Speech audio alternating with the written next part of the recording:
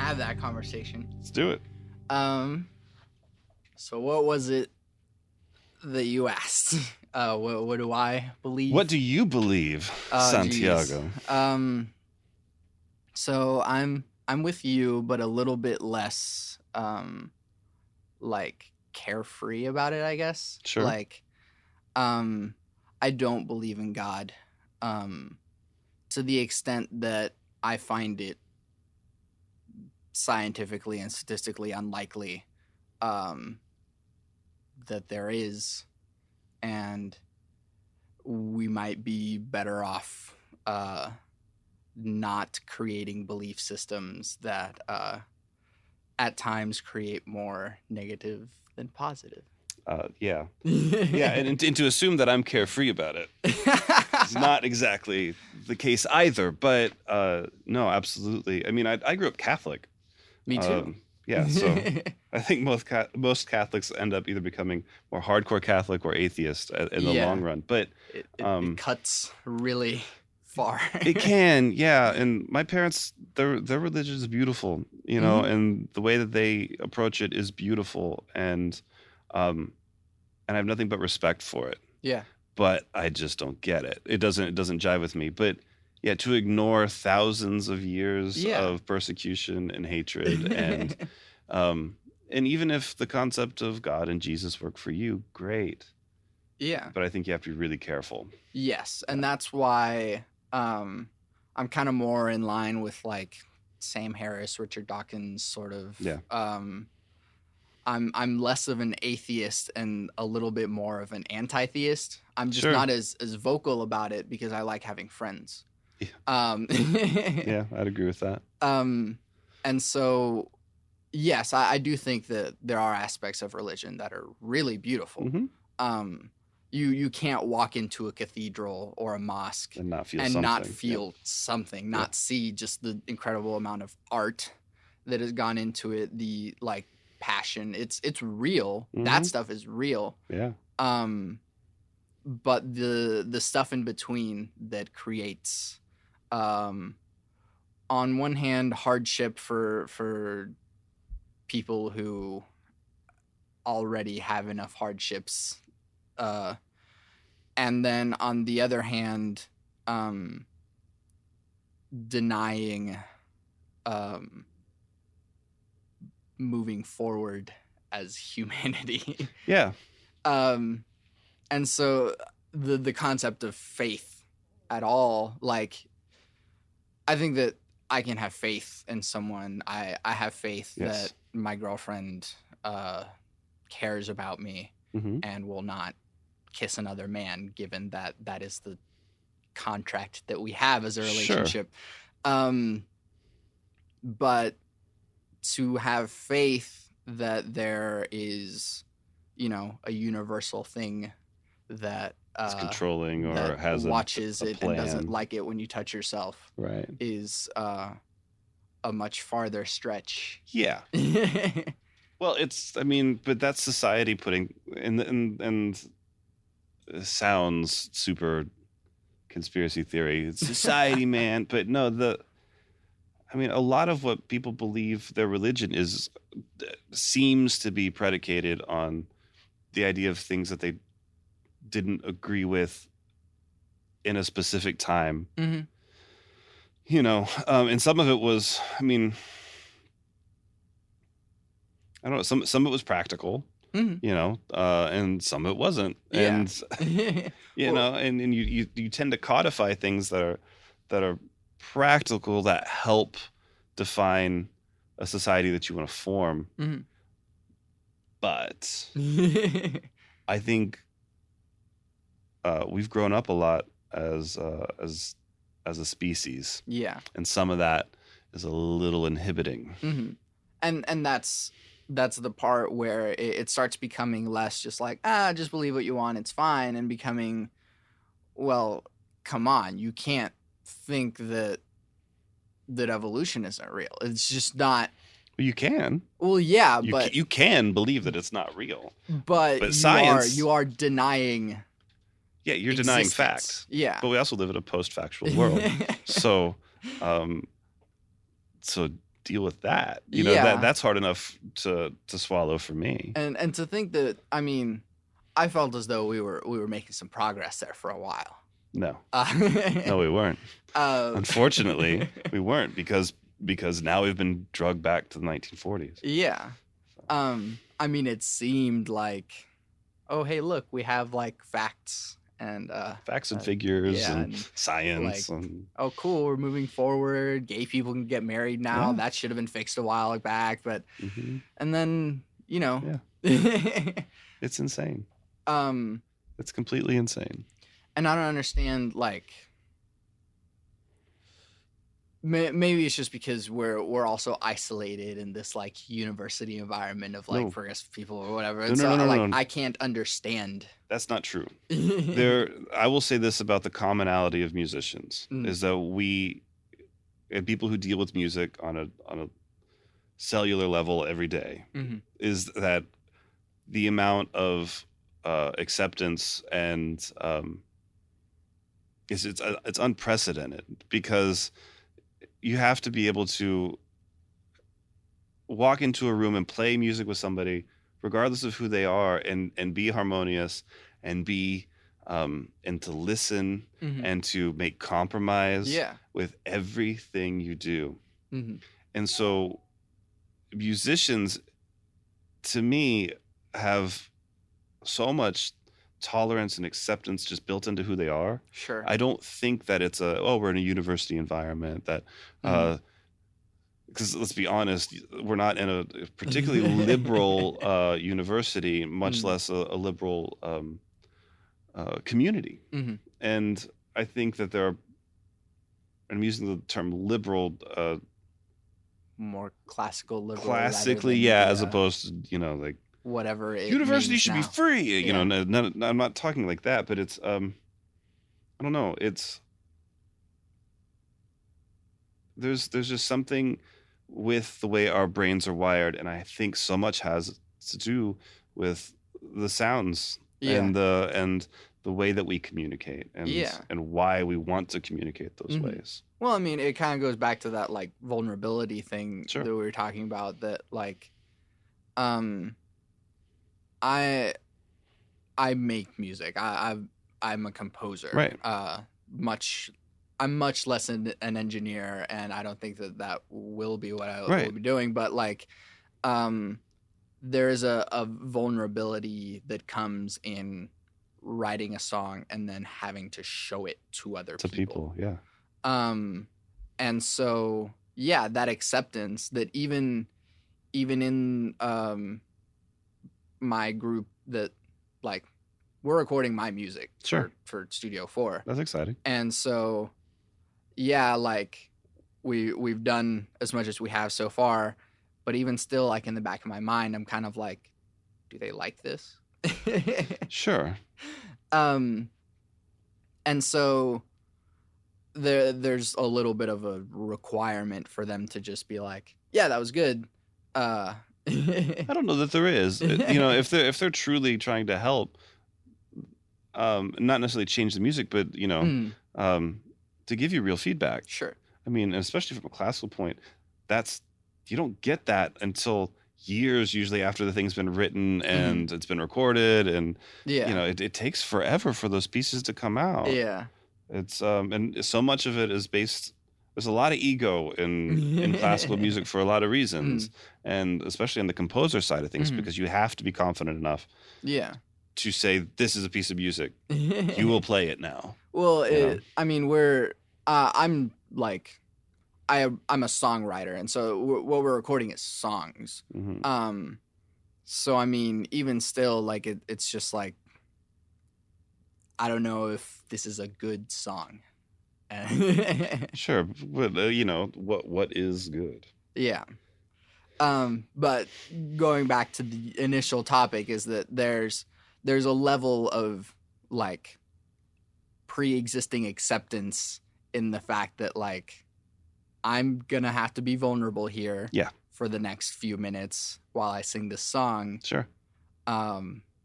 And if you don't allow me to do so, it'll make this suffer process. Yeah, the whole thing will suffer. Yeah.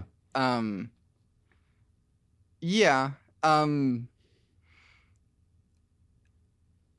which is why, like, maybe the inacceptance of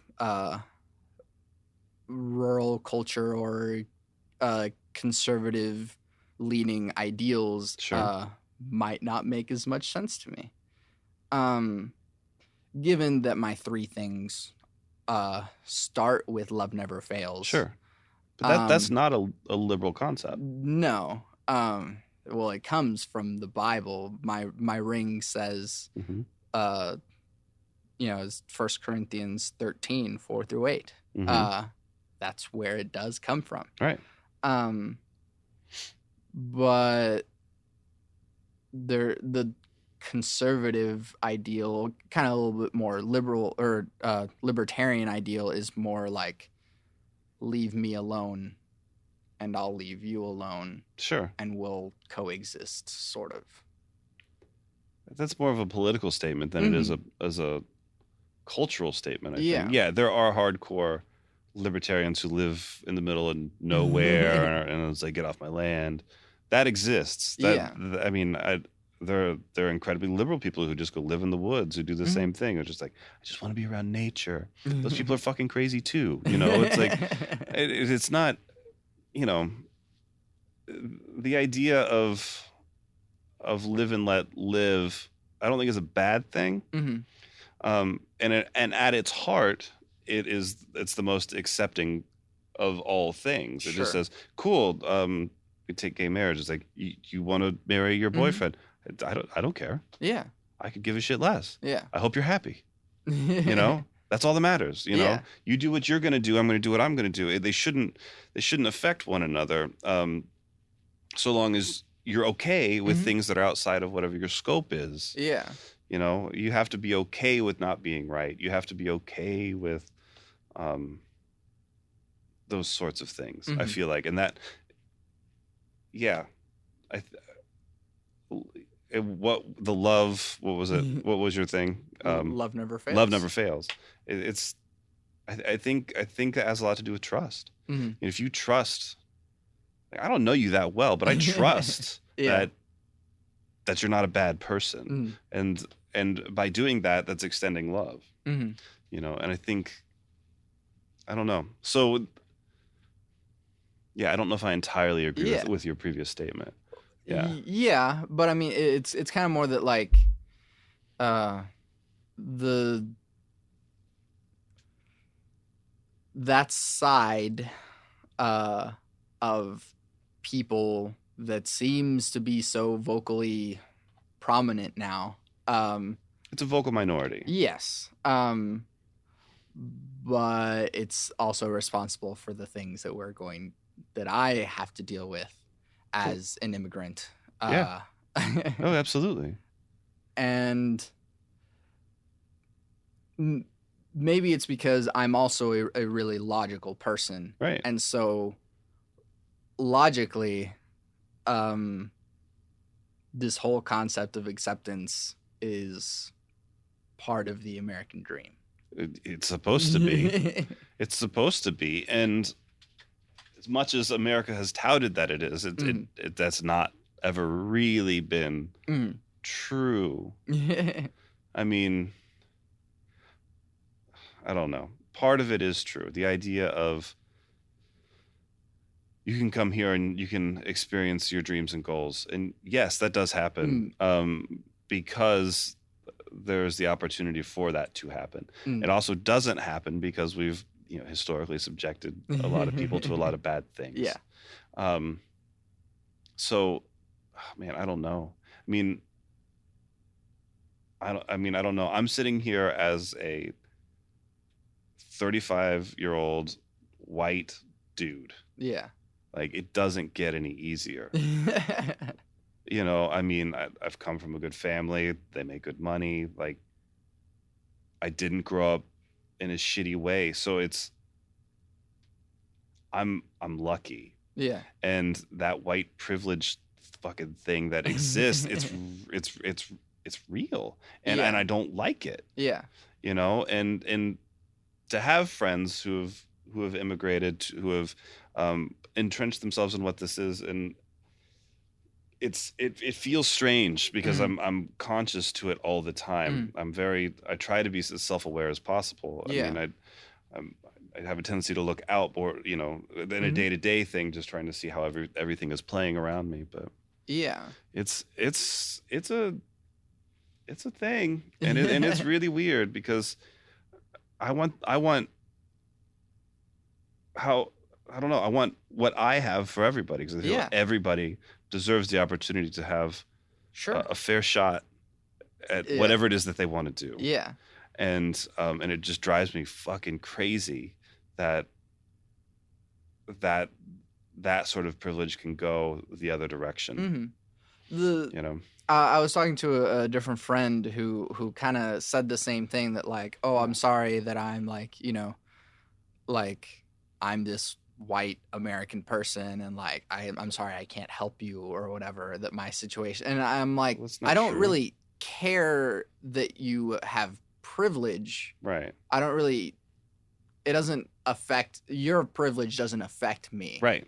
I care that you care, right? Well, and that's, yeah, I mean, I don't, by saying like I can't help you, that's not true. Yeah, that's not even remotely true. Of course he can help you, and that doesn't mean like here's some money. It's not like that. The idea of being lucky enough to come from a generation that really, for all their evils and goods, they at least made sure they could care for their kids for the most part, and it's created this cultural thing we've got.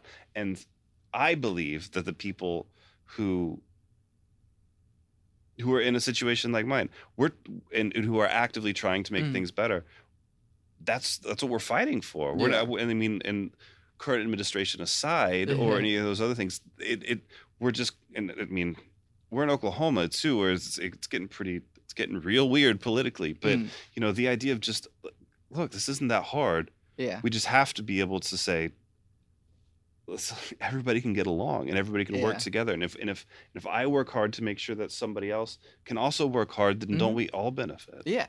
I don't think it's rocket science, but apparently I'm a communist or something, Well, to even say that, like, if we all work hard to all benefit, that is like a terrifying thought to any, like, person in the 1960s.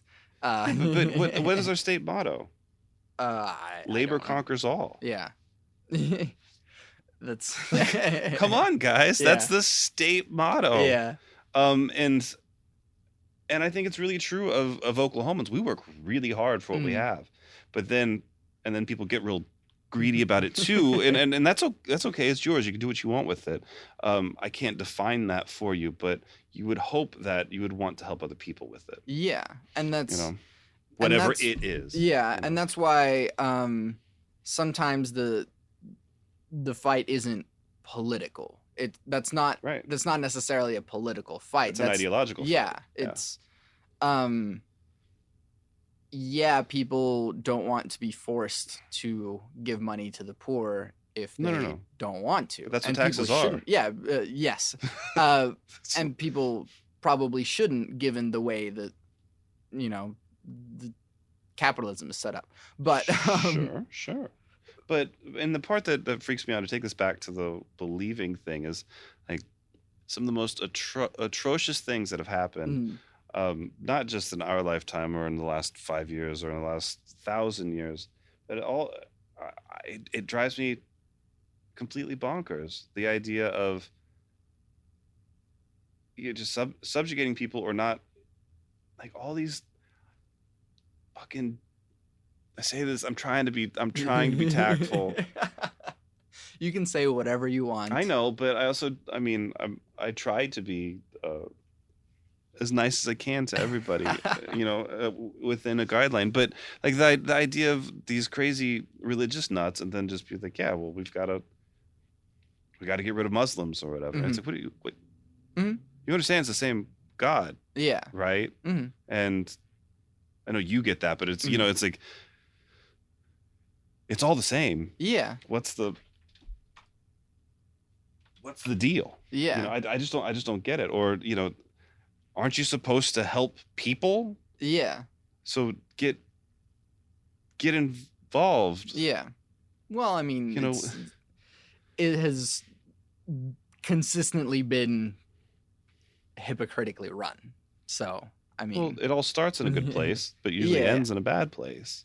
And I always have to do this caveat of like, I dislike all religion equally. Yeah. Yeah. And to say that Islam doesn't have it has radical, crazy people too. But it is the largest religion in the world, and it's generally always been considered an incredibly peaceful, incredibly beautiful, art forward sort of religion. But yeah, there are extreme versions of that. There's also what's the crazy Southern Baptist people who picket things? Westboro. There's also those people, and everyone's like, no, it's fine because they like Jesus. It's like, no, it's not fine. You wanna throw people out as a blanket statement, but not address the own situation in your own country with your own extremism. What are you talking about? The problem with that is that Westboro hasn't like it goes even farther with the KKK. Like that's like Westboro is like a midway conservatively extreme, but like the KKK is the farthest that you can go there. Yeah, it's pretty much, and so violence in general should be a no-go. Given that it should be, but most go ahead. Being civilized human beings, hopefully. Yeah, but I mean, yes, but we are also animals. Yeah, and sometimes violence. I'm not saying people should hit people, but sometimes violence is the thing that gets through to people. I don't hit people. I don't. It's not what I do. But I understand that I can't rationally talk to my dog either. I can't be like, listen, it's been a rough day, and you peed on the carpet, and that's really upsetting to me, and like I can't have that conversation with the dog either. But I don't just go and beat my dogs. Yeah, at some point there's an animal aspect of sometimes somebody just needs to be punched in the face. And I'm not saying you beat them to a bloody pulp, but sometimes someone's being a complete asshole. So, and the only way to get through to them might be that. Should Nazis be punched in the face? Yeah, absolutely. You can't talk. You can't talk to somebody who's gonna fight you with everything that they've got. So if someone's willing to wipe you out, right? You being whatever it is, right?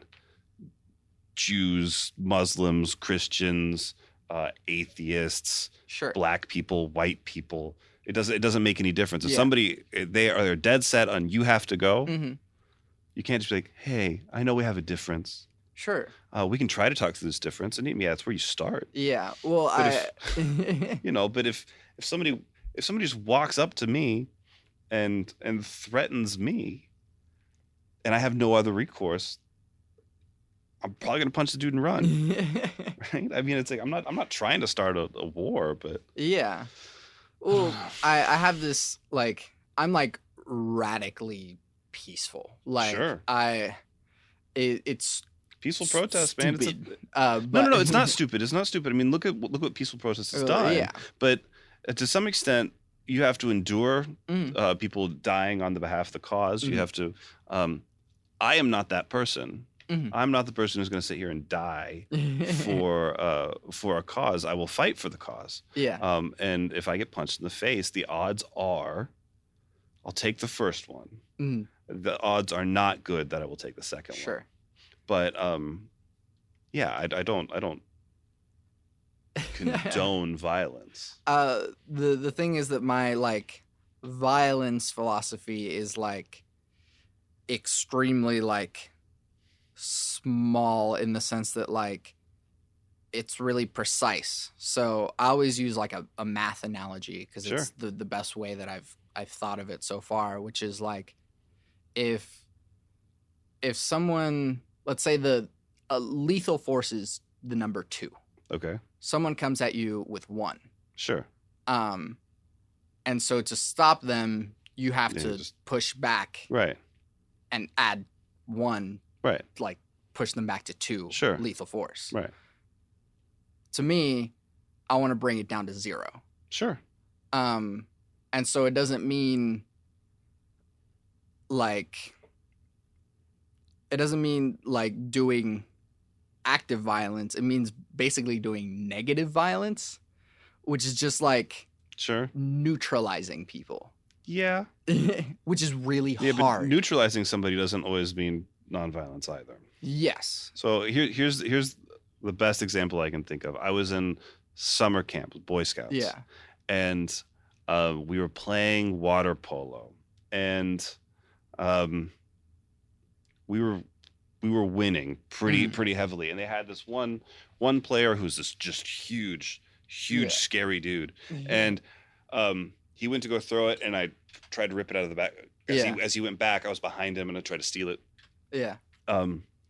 So big, so scary. I'm not a small person, right? Mm.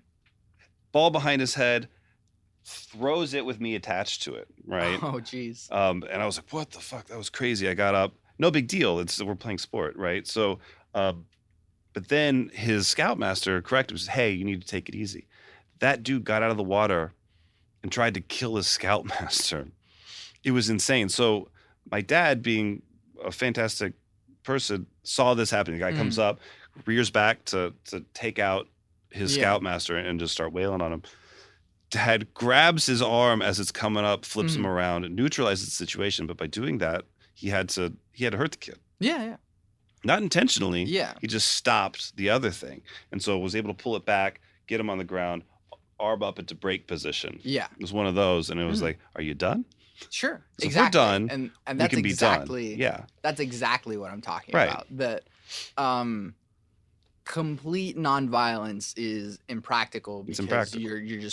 you're going to get killed. Yeah. You're going to get rolled over. Yeah. But you can't fight fire with fire. No. You're just going to make a bigger fire. Yeah.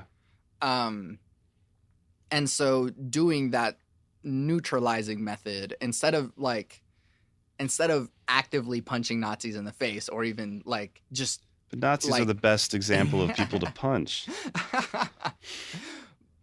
but that's exactly like you're also taking away your own like point of saying like, well, people should have free speech or whatever. It's They like, should. sure. They should. And so if someone's going to be standing outside saying Hail Hitler, Sure. Well, he's burn all not the around. Jews or He's not whatever. around anymore. Well, yeah, That's but the like, good news. Yeah, but like the Nazi guy is standing outside yelling, kill all Jews, kill all black people. Sure. You shouldn't just punch him in the face. No, I'm not going to walk up to him and punch him. Which has been done. It has been done. Yeah. And is, as far as I've seen, praised. And it shouldn't be. It shouldn't be. It shouldn't be because you've accosted somebody. But when somebody is actively preaching for negativity in the world and on other people, Yeah. they should also socially be reprimanded. Yes. So,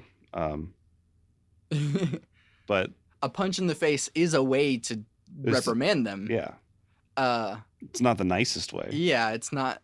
To me, it's not ideal. No, it's not ideal. I'm not just going to walk up to anybody randomly and punch them in the face. But it's not just any random person. It's a Nazi.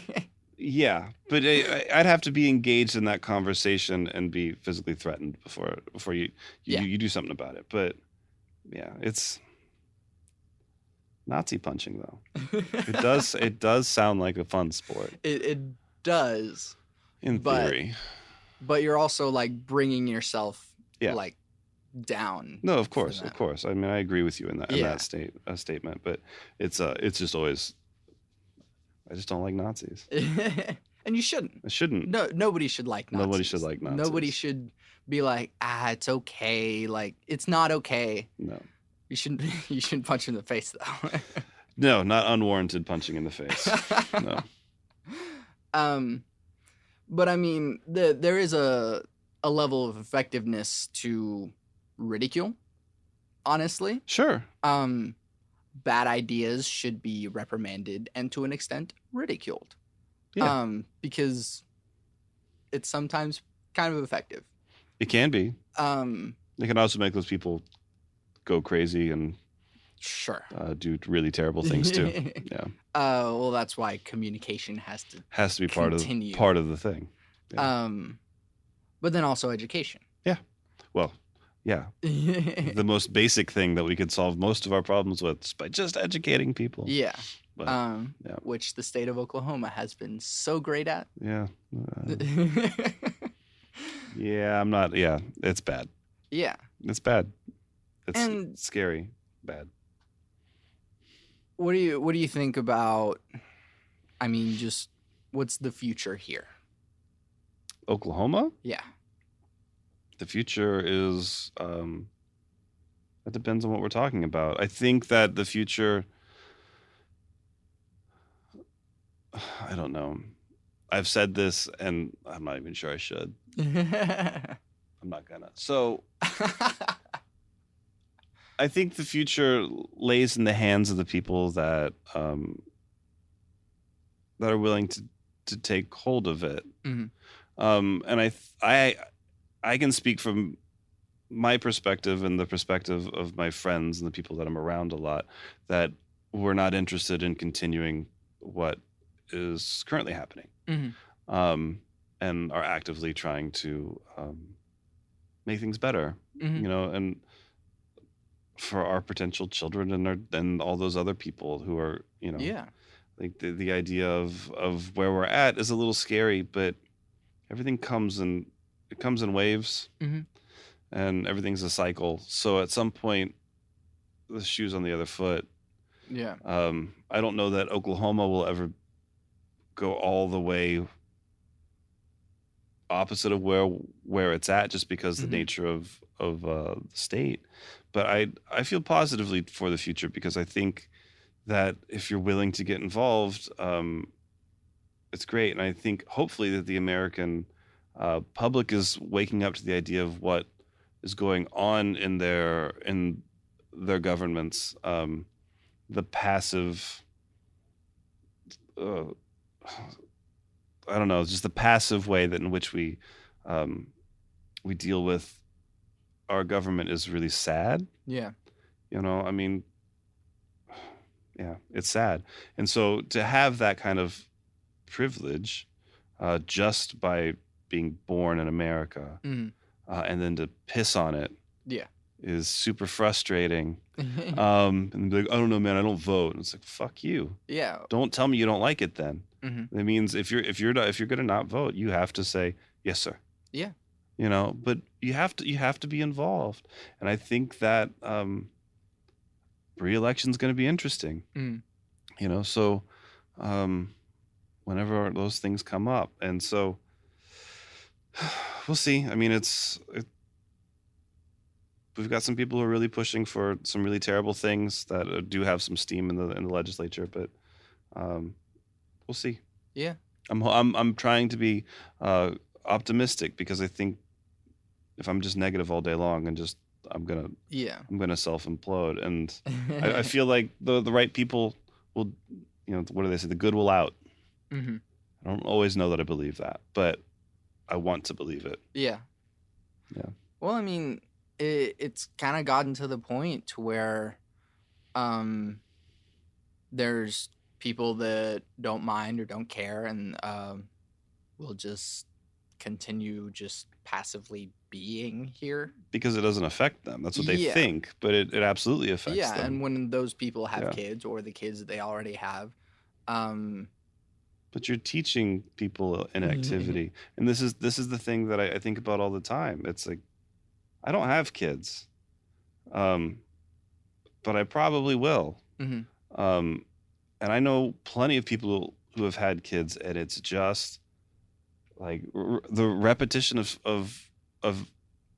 exactly what they grew up in. Mm. And it's the saddest thing I've ever seen. Yeah. You know, it's people not actively listening to what they're doing Mm. or what has been done to them or to the things that are happening in the community and making changes. I understand that sometimes it's hard to do, Yeah. that cycles have to happen, but you also, if you don't want them, break it. Yeah. It's not rocket science. Yeah, Yeah. it means you have to work hard, Mm. but aren't you supposed to? Mm.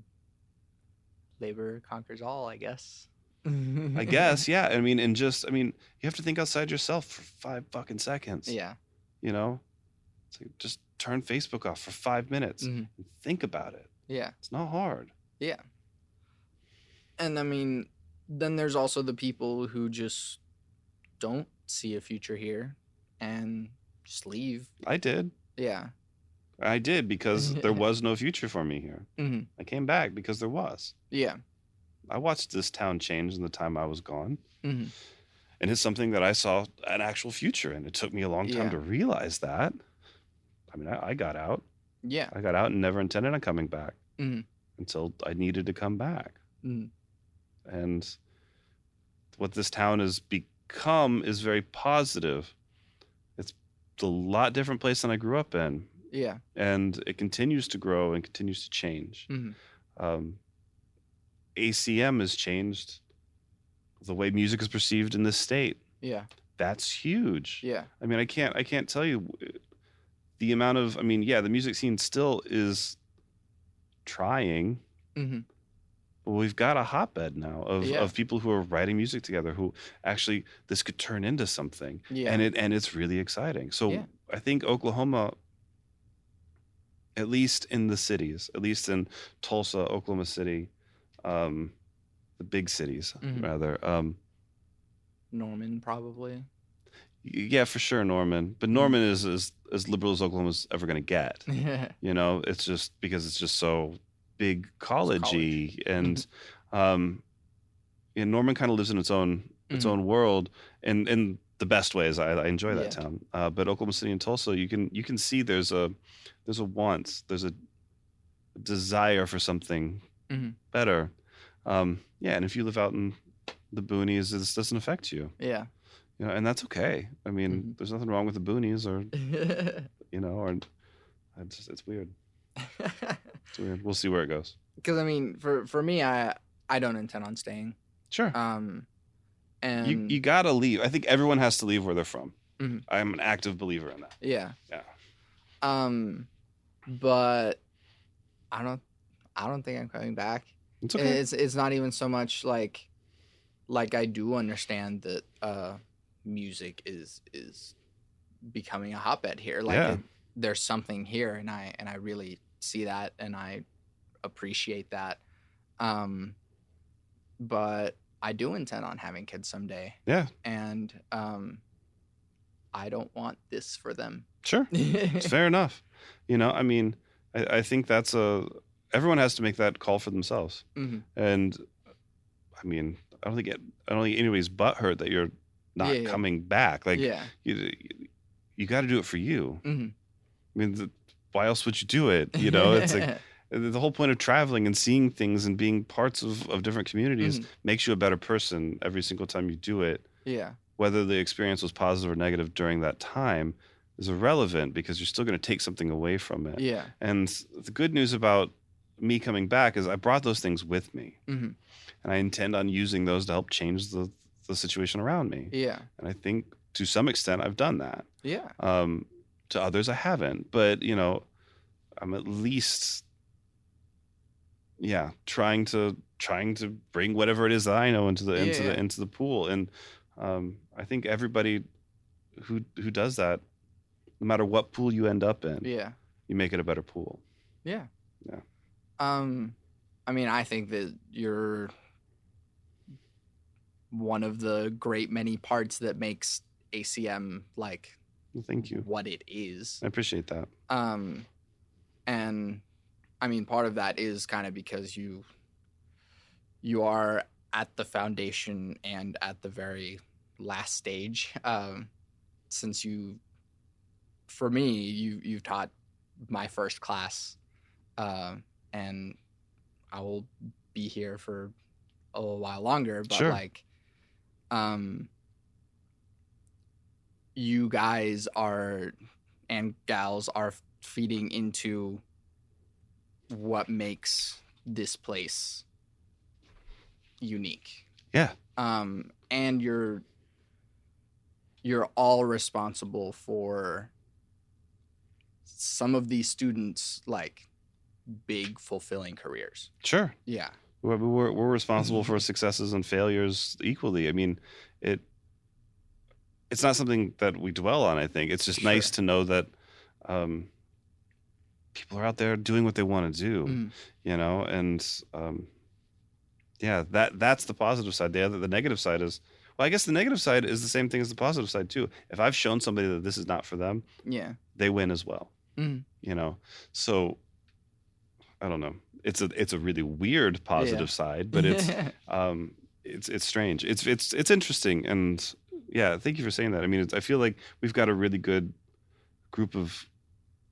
community of people who want to be here to help people learn, and be interested in the things that they need to be or want to be interested in. Whether or not they continue in it is a personal decision on their part. But there's a lot of wants that I think we would like to have as part of this school. But I think no matter what, the end result is still positive. Even if there's things that we have shortcomings with, that's okay.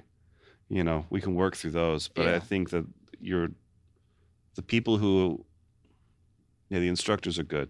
I don't think we have a bad person in house, and I think that's really unique and fun to be around. Yeah. Yeah. And I mean, like, well, I guess sort of a silly question. Do you think that some of the students that you're teaching are going to be taking your job at some point? No. No. Just be doing what they do. Yeah, they'll do what they do. Yeah. I hope that somebody hires you for not the reasons they're going to hire me. Sure. No, I remember feeling like that, like the first couple of years, like I'm teaching these kids how to do what I do. And then I realized you can't do what I do. Yeah. That's it. I mean, the way I approach it is different from how you approach it. The equipment set is different. The sonic palette is different. There's so many things that I can't teach you to do what I do. I can teach you how to hopefully have some foundational knowledge that then turns into what you do. Yeah. That's my hope, at least, so no, I don't feel threatened by anyone.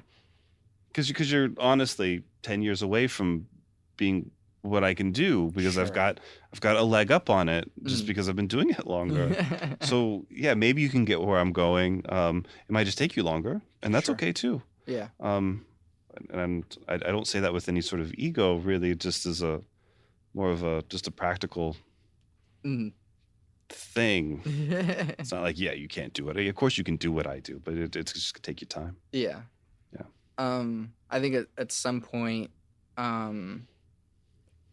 there's gonna be some clash in between the way that music is being done here at ACM and just how that extends into OKC. Yeah. And between the rest of the values that Oklahoma City seems to represent. Yeah, I'd agree with that. What do you think is gonna, like, will that be a positive? It can only be positive, because the dialogue that will come from it can only end in dialogue, and whether that dialogue turns into something or not is at least there's awareness. So yeah, I don't know. I mean, there are certain amounts of backlash that are associated with musicians in town who don't like ACM bands or whatever. Sure. And it's like, oh, fine.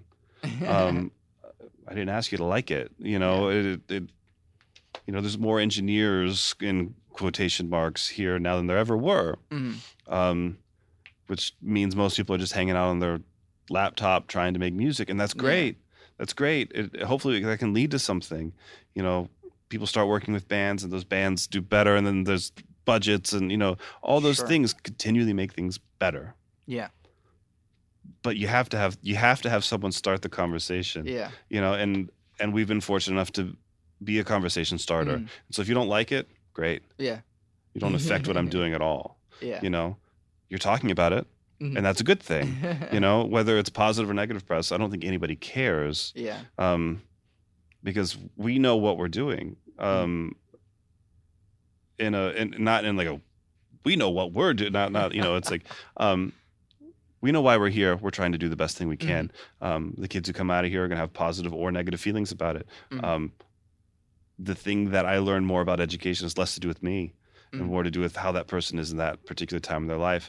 And that took me going through college and realizing that as now a 35-year-old person looking back at college experience and trying to make qualitative decisions on how to help transmit information to people.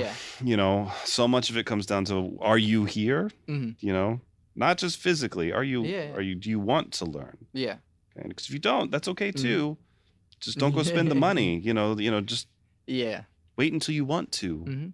And so I don't know, there's a lot of expectation that I think has to be sure valued differently. So,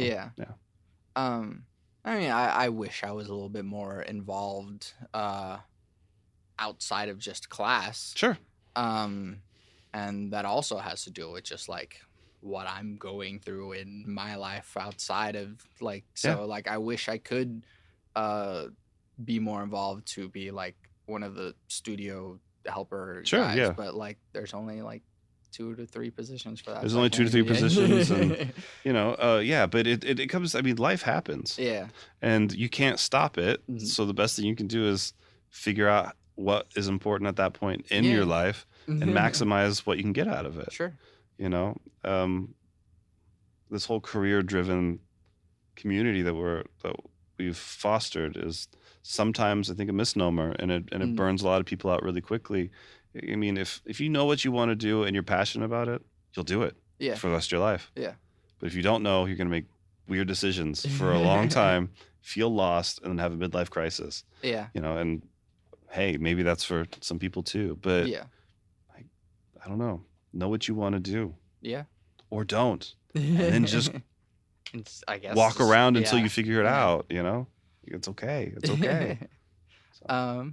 I usually end the second podcast not with what advice do you have, but what stuff have you been listening to, or that's a good question. That you want other people to experience? Well, all right. So I'm looking at my phone, even though I said that was stupid. I'm just digging through things I've either purchased or listened to recently.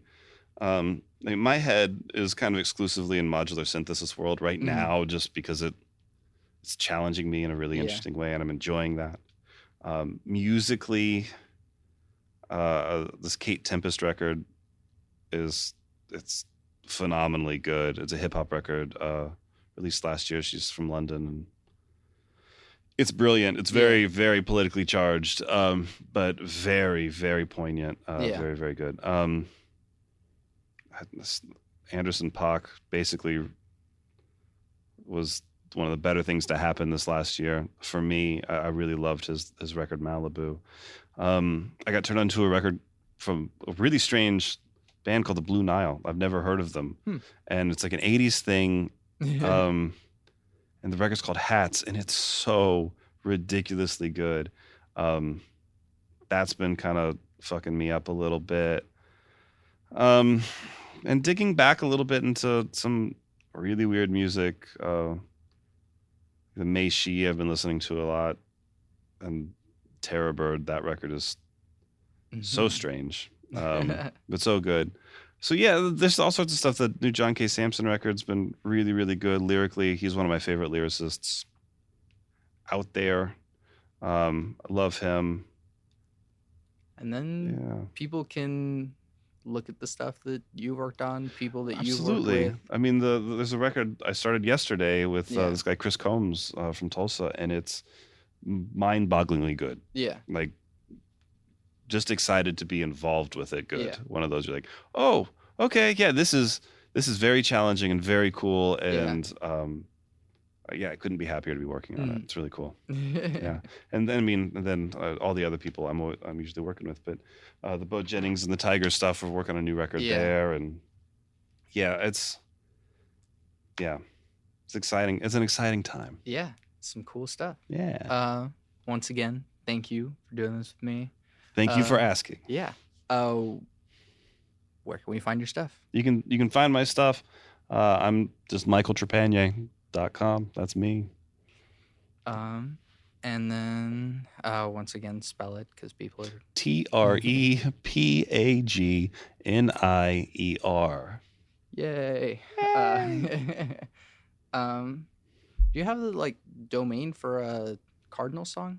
Yeah, it's all under the same thing. Oh, cool. So if you go to Cardinal Song Records, it'll take you to Michael Trepagnier. Oh, It's all basically the same thing. If you look up Cardinal Song, that's the only thing that'll usually pop in. Yeah. So yeah. So if you can't spell Trepagnier, that works too. Exactly. Again, thank you. Thank you.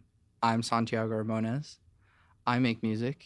You can find all the stuff that I do on my website, santiagoramones.com, at which you can find this podcast, which I always end with my 3 things, which are love never fails, it's going to be okay, I might be wrong. Cool.